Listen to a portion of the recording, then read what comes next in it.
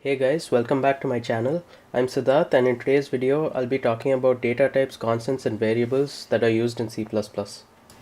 So there are four fundamental data types. These are Boolean values, characters, integers and floating point values. Boolean values are basically true or false values. Characters include alphabets and sentences. Integers are basically numbers like negative numbers, 0 and positive numbers that are whole. And floating point values are numbers that have a decimal point and have numbers after the decimal. So this table gives the range of values of the fundamental data types, and it also gives the size that they occupy in memory. If you are interested, you can pause the video here and go through this table. Now I'll be talking about the size of operator. So the size of operator syntax is basically size of and the data type name. So this gives the size of the object in bytes. So for example, the size of float returns a value of 4. There are 5 types of constants in C++. These are Boolean constants, integral constants, floating point constants, and character constants and string constants. So Boolean constants are basically zeros and ones. Integer constants are whole numbers. Floating point constants are numbers that have decimal points. Character constants are alphabets. And string constants are basically sentences.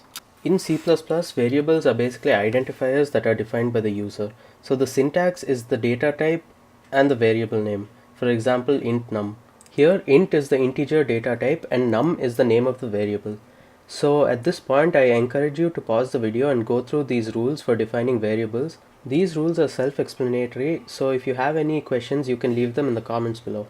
Now I'll be talking about the initialization of variables. Initialization of variables is basically giving a value to the variable that we define. The syntax of this is the data type, the variable name, and then the equal to symbol and the value that we want to give. The equal to symbol is called the assignment operator. A few examples for this are int x is equal to 10 and char c is equal to a. So now let's write a program to get a better understanding of these concepts. So we start off by writing hash include iostream, which is the input and output stream of C++ that allows us to perform input and output statements. Next we'll write using namespace std so that we don't have to write std before cout and cin statements every single time. Now let's define our main function by typing int main and opening and closing the curly braces. We'll now define 3 different variables, one of integer type, one of character type, and one of floating point type. So the first variable we'll make is called int x. Int is the data type and x is the name of the variable. Char a, so char is the data type and a is the variable name. And then float y. Float is the data type and y is the name of the variable. Now that we've defined these variables, we need to assign values to them. So we do this by typing the name of the variable and then the value which we want to give. So let's give 1 as the value of x and let's give the alphabet I as the value of character a. So I is in single quotes because it's a character.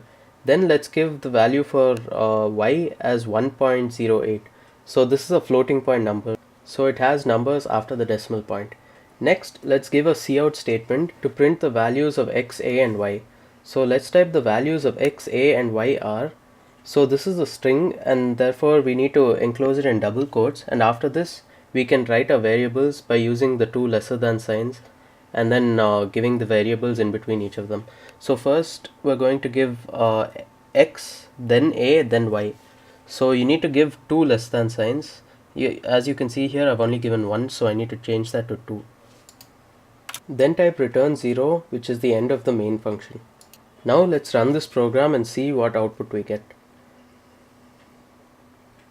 So as you can see, we got the right output. It says that x, a and y are 1, I and 1.08. So as you can see, the spacing is not that great because we haven't given any spacing. In C++, there's a shorter way to assign the values to the variables. So instead of first defining the variables and then assigning values, we can do this at the time of defining the values themselves. So we'll write int x is equal to 1, char a is equal to I, and float y is equal to 1.08. Now let's delete the assignments that we made before because these are just redundant and they just increase the size of our code. Now let's give some spacing to our cout statement so that it looks more presentable than before. The easiest and most basic way to give spacing in a cout statement is to just type the double quotes and then press the spacebar in between the double quotes. So this is basically treated as a string and the contents of the string is just a space. So this will give the required spacing in our output. Now let's run this program and see if the values are still the same. So yeah, as you can see, now the values are the same and it looks more readable because of the spacing we added. I hope you guys liked this video. If you did, please leave a thumbs up and subscribe to my channel as it will really help. Thank you guys for watching, and I'll see you guys in the next one.